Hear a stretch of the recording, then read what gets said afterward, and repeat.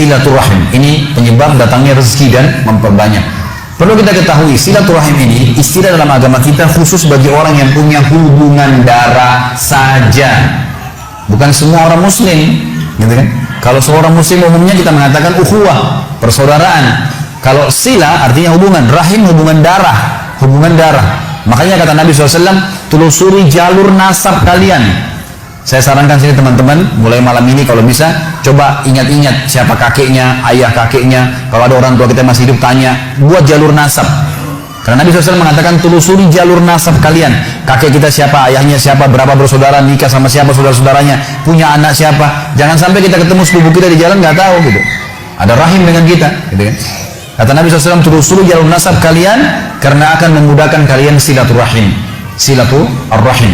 Jadi ini harus yang punya hubungan kerabat ya, hubungan darah. Dalam riwayat Bukhari Muslim yang lain kata Nabi SAW, kata seorang sahabat, waktu dia bawa satu kantong dirham, dia bilang, ya Rasulullah, saya punya sekantong dirham, saya mau sedekahkan. Ada dua orang target saya, yang satu muslim umum, tidak ada hubungan kerabat sama saya, yang susah, yang satu muslim, punya hubungan kerabat sama saya dan susah, yang mana saya bantu? Kata Nabi SAW, kalau kau bantu yang punya hubungan kerabat denganmu, maka kau mendapatkan dua pahala. Pahala sedekah dan pahala silaturahimnya. Dan puncak silaturahim teman-teman sekalian adalah kedua orang tua kita. Teman-teman di sini yang pendatang. Ya. Juga tentu yang mungkin, yang orang yang memang asli di sini. Kalau orang tua Anda masih hidup, jangan sia-siakan. Kejar sedekah paling afdal ke mereka kan. Silaturahim teman-teman sekalian, pakai stopwatch kalau antum merasa terganggu pekerjaan. Telepon sehari 1 menit aja, 1 menit aja. Telepon tuh ayah, ibu, tanya kabarnya, ayah, ibu baik, ada kebutuhan? Oh nggak ada nak, baik doain ya. Mereka bilang semoga kau selamat nak, sudah luar biasa. Telepon mereka, teman-teman banyak di Indonesia, di Jakarta saya temukan yang memang merantau, akhirnya orang tuanya cuma ditelepon setahun sekali. Ah gampang nanti kalau Idul Fitri mudik sekalian ketemu. Tapi kalau teman-temannya tiap hari telepon, kalau nggak telepon temannya dimarah-marahin, kenapa nggak telepon, tiap hari dicari. Ini gimana cara? Padahal orang tua itu puncak silaturahim. Teman-teman coba renungin. Ada seorang syekh di Saudi, di Jeddah, dia lagi isi pengajian. Kemudian saking pentingnya dia tahu ya, ini orang tua bagaimana. Dia bilang saya ditelepon oleh seorang laki-laki. Dia bilang saya nggak kenal. Laki-laki ini bilang, syekh, tolong bantu saya nih. Apa jalan keluarnya? Sejam lagi saya akan divonis oleh pengadilan di penjara 10 tahun karena saya difitnah. Data-data palsu semua dikasih ke pengadilan dan saya difitnah. Apa saran Anda? Kira-kira apa yang saya harus lakukan nih supaya Allah bisa menyelamatkan saya? Kata Bu Syekhnya ini, saya dengar ceramahnya, dia bilang begini. Menarik sekali kisahnya. Dia bilang, apa kau masih punya orang tua yang hidup? Kata orang itu, ayah saya sudah meninggal, ibu saya ada. Kata syekhnya, kau masih bisa keluar dari pengadilan? Dia bilang masih bisa. Baik, sekarang kamu keluar dari pengadilan, bersinggah di restoran terbaik yang kau temuin, kemudian temuin ibumu, ajak makan siang ibumu. Kata dia, syekh, sejam lagi saya divonis penjara 10 tahun. Bagaimana bisa mau makan lagi sama orang tua? Kata syekhnya, kalau kau mau jalanin saran saya, jalanin itu. Anak ini dalam kondisi dia bingung, tak tahu apa, maka dia pun singgah di restoran, kemudian dia pergi ke rumah ibunya. Setengah jam kemudian kata syekh, saya ditelepon.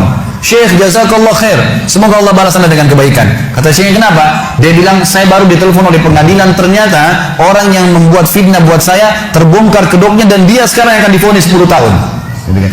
Dan semenjak saya masuk di sini, saya makan sama ibu saya, sekarang saya depan ibu saya, dari pertama saya masuk terus tulisannya ibu saya mendoakan, semoga kau selamat nak, terima kasih kau sudah datang bawa makanan, hanya membawa makanan. Orang tua kita teman-teman sekalian tahu menilai penghasilan, tahu menilai pemberian anak kita. Pemberian kita, tidak pernah orang tua itu diberi sesuatu yang sederhana seperti teman kita masih bisa marah atau pasangan kita masih bisa meremut. Orang tua selalu berterima kasih dengan apapun yang kita berikan sedikit. Ada seorang anak di Jeddah meninggal dunia, seorang syekh lagi sholat, suaranya insya Allah bagus sekali kalau dia jadi imam.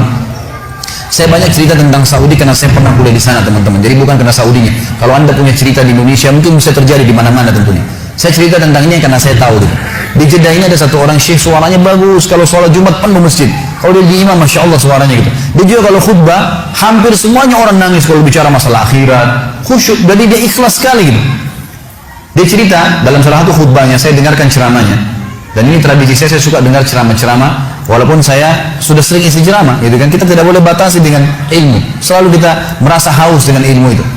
Maka saya dengar ceramah, dia mengatakan pada saat saya salah satu Jumat, saya lagi jadi imam, di rakaat kedua, pas sujud pertama ada suara gemuruh tengah-tengah masjid. Dia bilang, lalu saya salam, saya tanya, saya pakai mic, kenapa itu, ada apa? Dia bilang, syekh, ada orang jatuh Tadi waktu sholat sujud rakaat kedua sujud pertama jatuh. Kata syekhnya berikan dia ruang biar dia bernafas dan tolong antar. Beberapa ikhwah tolong antar ke rumah sakit terdekat. Waktu diantar, kata dokternya orang ini sudah mati setengah jam yang lalu. Maksudnya pada saat dia lagi sujud di hari Jumat, gitu kan? Ini luar biasa.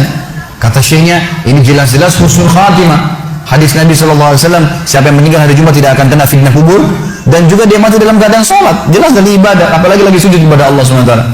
Lalu dia bilang datang adiknya mengambil jenazah kakak. Lalu saya bilang, ini kakakmu datang jauh-jauh sholat di sini karena dia mau sholat dengan saya, dia mau dengar ceramah, dia mau dengar suara bacaan Al-Quran, maka saya minta tolong izinkan saya memandikan jenazahnya. Kata adiknya, baik, silakan. Datanglah Syekh ini ke rumahnya, dimandikan jenazahnya.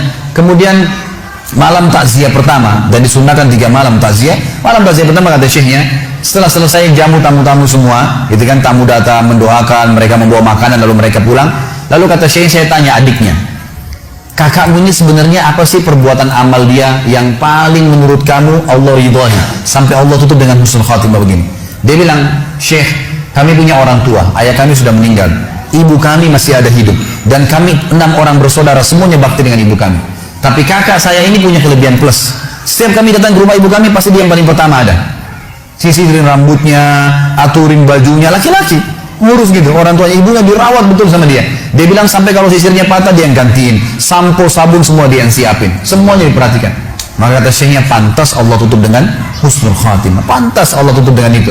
Dan teman-teman, apa yang melarang Anda mengirimkan misalnya dari Bali, di sini atau dari Denpasar ini, ada rezeki, kirimkan ke Jawa. Keluarga kita tahu, di sana ada sampo tahu, di sana ada sabun tahu. Kenapa kalau kita paketing dari sini, khusus buat mereka?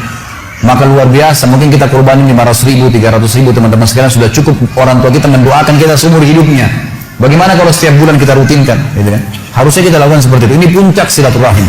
Setelah itu datang kerabat-kerabat yang lainnya. Kata Nabi SAW, siapa yang ingin diberkahi umurnya, di sini sering diterjemahkan dalam buku Indonesia, siapa yang ingin dipanjangkan umurnya, gitu kan? Sebenarnya tidak ada kata-kata panjang umur ya, karena umur sudah ditentukan, 60 ya 60. Tapi di sini maksudnya diberkahi. Jadi kalau dia punya 60 tahun, dia sering silaturahim, dengan ada orang lain punya umur 60 tahun tidak silaturahim, kita temukan yang sering silaturahim ini akan berkah hidupnya. Sudah banyak bangun masjid, sudah banyak kegiatan-kegiatan sosial, Allah berkahi umurnya. Siapa yang ingin diberkahi umurnya dan diluaskan rezekinya, maka dia sebaiknya melanjutkan silaturahim.